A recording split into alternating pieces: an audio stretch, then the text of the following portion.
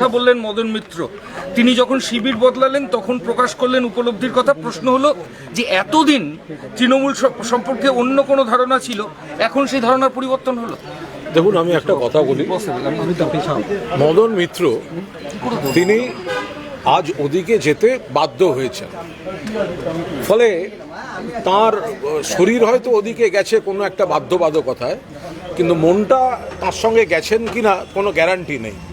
তার কারণ মদন মিত্রের স্ত্রী এবং বাড়ির লোক পুত্রদের যেভাবে নোটিশ করা হয়েছে বলে গতকালও আমরা সবাই জানি।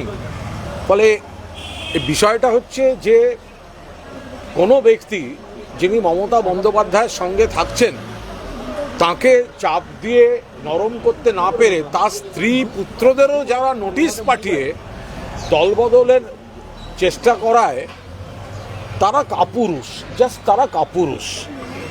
মদন মিত্র তিনি দীর্ঘদিনের নেতা, তিনি সেই চাপটা নিতে পারেননি।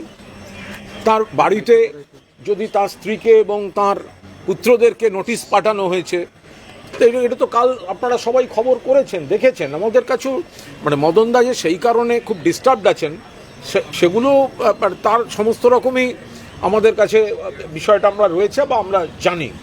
ফলে এবার তাকে চাপ দিয়ে এটা এই রাজনীতিটা কোন জায়গায় যাচ্ছে, যে মদনদার মনের কথাটা কি সেটা তো আপনারা কদিন আগেই দেখেছেন। মদনদার রেপিস্ট কাকে বলেছেন, মদনদা বেঈমান কাদের বলেছেন তো দেখেছেন। এখন মদন মিত্রকে তাদের সঙ্গে বসে হাতে হাত মিলিয়ে ছবি তুলতে হচ্ছে, তার মাঝখানে দেখা যাচ্ছে যে তার স্ত্রী এবং ছেলেদের কাছে নোটিশ পাঠানো। এবার কেউ সেই চাপটা নিতে পারছেন, কেউ সেই চাপটা নিতে পারছেন না। মদন মিত্র সেই চাপটা নিতে পারেননি, ফলে তিনি যেগুলো বলছেন সেগুলো তো স্ক্রিপ্টেড।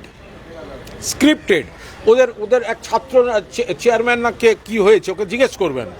দুদিন আগে একটা ইন্টারভিউ দিয়েছিলেন, তাতে কোথাও বোধহয় আমার সম্পর্কে একটু তার ব্যক্তিগত দুর্বলতা প্রকাশ পেয়েছিল। তো রাত্রি 3টের সময় কোন এক চাটন তাকে ফোন করে বলেছে যে না, কোনো দুর্বলতা রাখা যাবে না, কুণাল ঘোষকে অ্যাটাক করতে হবে। ফলে আবার তাকে নতুন করে ভিডিও করে আমাকে অ্যাটাক করতে হয়েছে। তো তিনি আমায় সব জানিয়ে দিয়েছেন।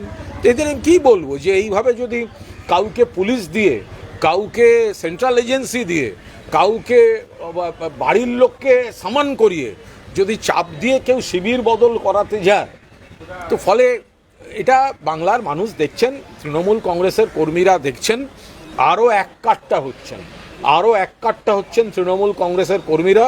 মমতা বন্দ্যোপাধ্যায় নেতৃত্বে সর্বভারতীয় তৃণমূল কংগ্রেস লড়ছে এবং লড়বে। মদনদা ছিলেন আমাদের সঙ্গে, মদনদা গেছেন, আমরা দেখেছি, কিন্তু মদনদা কেন গেছেন সেটা তো গতকাল গোটা মিডিয়া দেখিয়েছে, যে তার বাড়ির লোককে পর্যন্ত কিভাবে নোটিশ তলব, সেই চাপটা তিনি হয়তো নিতে পারেননি। মদন মিত্র দিচ্ছে এবি আরো বেশি ভয়াবহ, অভিষেক বন্দ্যোপাধ্যায়কে কাট করা যায় এবং হিটলার বলছে, হিটলারের সঙ্গে তুলনা করে। দেখুন, এটা তো হচ্ছে সম্পূর্ণভাবে মদনদা স্ক্রিপ্টেড কথা বলতে হচ্ছে ওদিকে যেতে গেলে। তার কারণ মমতা বন্দ্যোপাধ্যায়ের নেতৃত্বে পূর্ণ আস্থা রেখেছিলেন। মদনদা দুদিন আগে রেপিস্ট কাকে বলেছেন, আপনাদের কাছে বাইট আছে, আপনারা দেখুন মদনদা রেপিস্ট কাকে বলেছেন, গদ্দার কাদের বলেছেন। মদনদাকে যেতে হয়েছে কারণ মদনদাকে বাগে আনতে এই তো ফ্যামিলিকে গান পয়েন্টে রাখছে। এটা কোনো পলিটিক্স, সঙ্গে লোক নেই, জোর নেই। জিজ্ঞাসা করুন না, চিঠিটা বার করতে বলুন না। 21শে জুলাই তৃণমূল কংগ্রেস বিড়লা তারামণ্ডলের সামনে সভা করবে। আমাদের পারমিশনে আমরা পরিষ্কার বলেছি, প্রত্যেক বছর যত লোক হয় আমরা সেরকমভাবেই চেয়েছি। এবার কোর্ট কি দেবে সে দিচ্ছেন তার ব্যাপার। 2500 আপার লিমিট দিয়ে দিয়েছে। আমরা বলছি যে আমরা তো চেয়েছি, আমাদের তো জনসমর্থন, মমতাদির জনসমর্থন তো আমরা জানি। আমাদের চিঠিতে কি আছে, আমাদের চিঠিতে বলা আছে প্রত্যেক বছর যেরম হয় সেরমই মানুষ আসবেন। এবার কোর্ট যদি বেছে কিছু দেন, সেটা তো কোর্ট একটা কোনো সংখ্যা দিয়েছে এবং আমরা নিশ্চয়ই ল অ্যাবাইডিং সিটিজেন ইত্যাদি।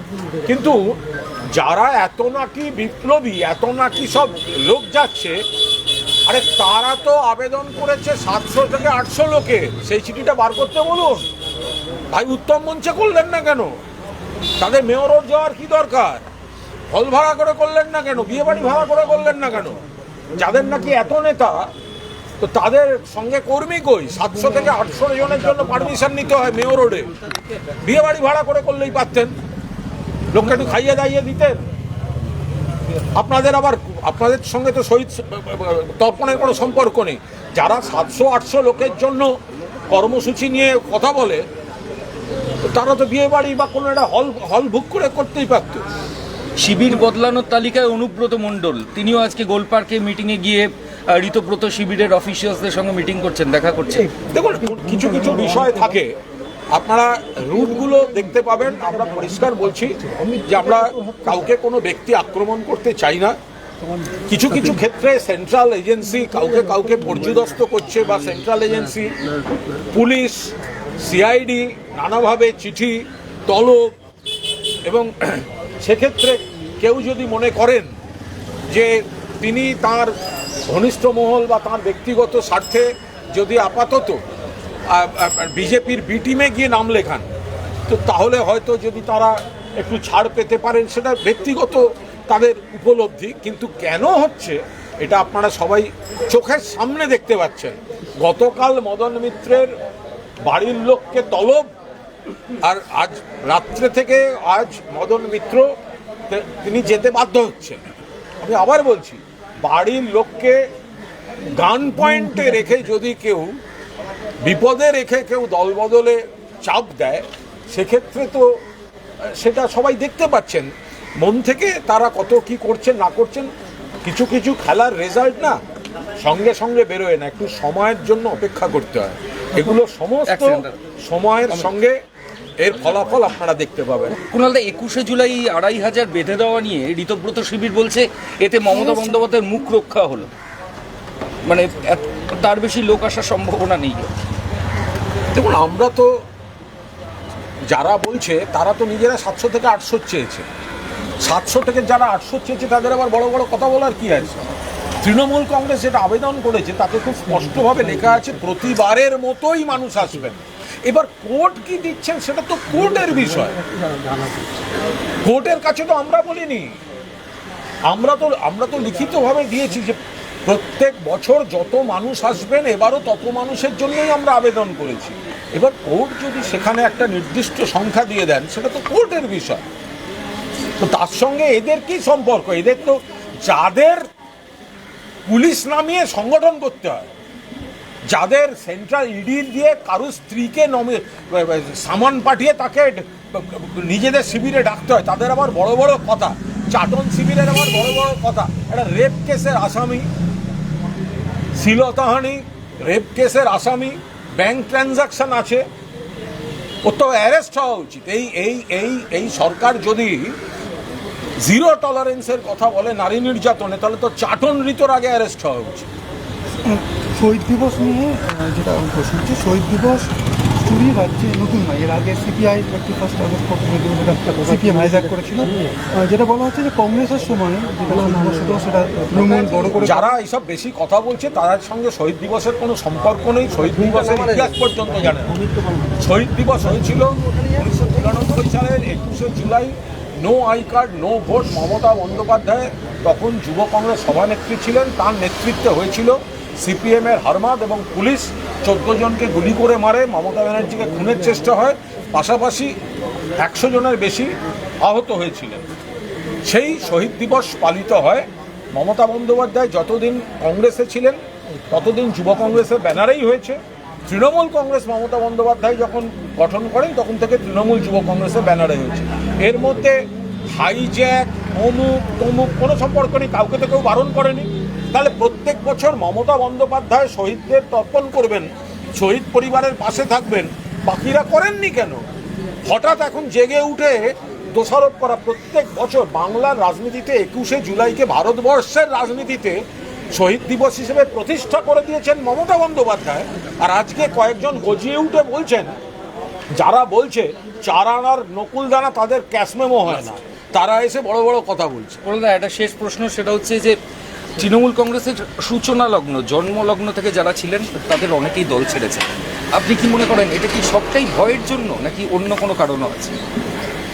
এটা দেখুন, এটা এখন যেটা চলছে মূলত বিভিন্নভাবে পুলিশ প্রশাসন এজেন্সিকে ব্যবহার করে একটা চাপ সৃষ্টি বা একটা ভয়ের পরিবেশ তৈরি করা, মানে সেক্ষেত্রে অনেককে, আমি সকলকে বলছি না, সকলকে এক কথায় গদ্দার বেঈমান, কয়েকজন যাচ্ছেন নিজেদের সম্পত্তি বাঁচাতে, কেউ যাচ্ছেন খুনের মামলা বাঁচাতে, কেউ যাচ্ছেন কোনো লোভে, আবার কেউ যাচ্ছেন ভিত্তিহীন মামলার ভয়ে, কেউ যাচ্ছেন এজেন্সির চাপে।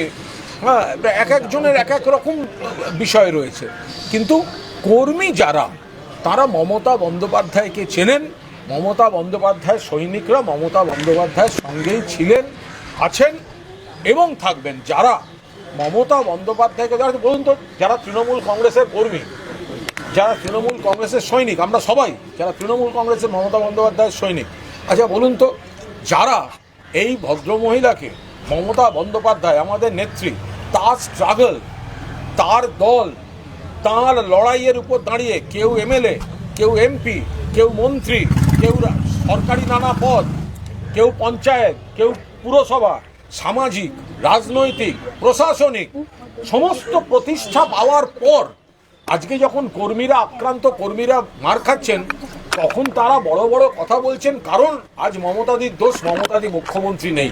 যদি মমতাদি মুখ্যমন্ত্রী থাকতেন তখন তো এই লোকগুলোই বাবা তার পাশে ঘুরঘুর করতেন।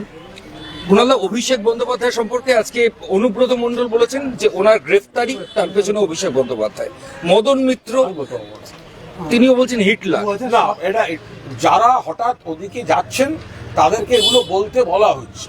আমি তো আবার বলছি, আপনি কল লিস্ট চেক করুন না, মেসেজ চেক করুন না। ওনাদের সবে এক ছাত্র নেতা হয়েছে। গত পরশুদিন আপনাদের একটি কোনো ডিজিটাল মিডিয়ায় তিনি আমার দুটো লাইন প্রশংসা করেছিলেন। সেই কারণে 3টের সময় এক চাটন ফোন করে তাকে বলেছে কোনোভাবে করা যাবে না, এক্ষুনি কুণাল ঘোষকে অ্যাটাক করতে হবে। সে বেচারা আবার নতুন ভিডিও করতে হচ্ছে আমাকে অ্যাটাক করে। তো দেখতে পাচ্ছেন ওদের তো স্ক্রিপ্টেড করে দেওয়া হচ্ছে। এসব করে হবে না, এগুলো দুদিনের খবর। সময়ের পরীক্ষায় উত্তীর্ণ হতে হবে। কজন কর্মী, মানুষের কাছে এদের কোনো বিশ্বাসযোগ্যতা আছে? যারা এতদিন বুঝতাম হিম্মত, যে মমতা ব্যানার্জি চিফ মিনিস্টার অবস্থায় আছেন তখন ক্ষোভ বিক্ষোভের কথা বলতেন, সেদিন বুঝতাম হিম্মত। মমতা ব্যানার্জি আজকে মুখ্যমন্ত্রী নেই, দলটা সরকারে নেই, যারা তখন সমস্ত রকম ক্ষমতা, প্রশাসনিক সমস্ত ব্যবহার করেছেন, আজকে তারা 4ই মের পর বড় বড় কথা বলছেন। এসব বড় বড় কথা কিন্তু আমি আবার বলছি, বেড়ালকে বাঘছাল পড়ালে কিন্তু বাঘ হয় না, এরা বেড়াল। সরকার যখন ক্ষমতায় নেই, মমতা ব্যানার্জি যখন ক্ষমতায় নেই, তখন এদের বড় বড় কথা শুরু হচ্ছে নিজেদের স্বার্থে।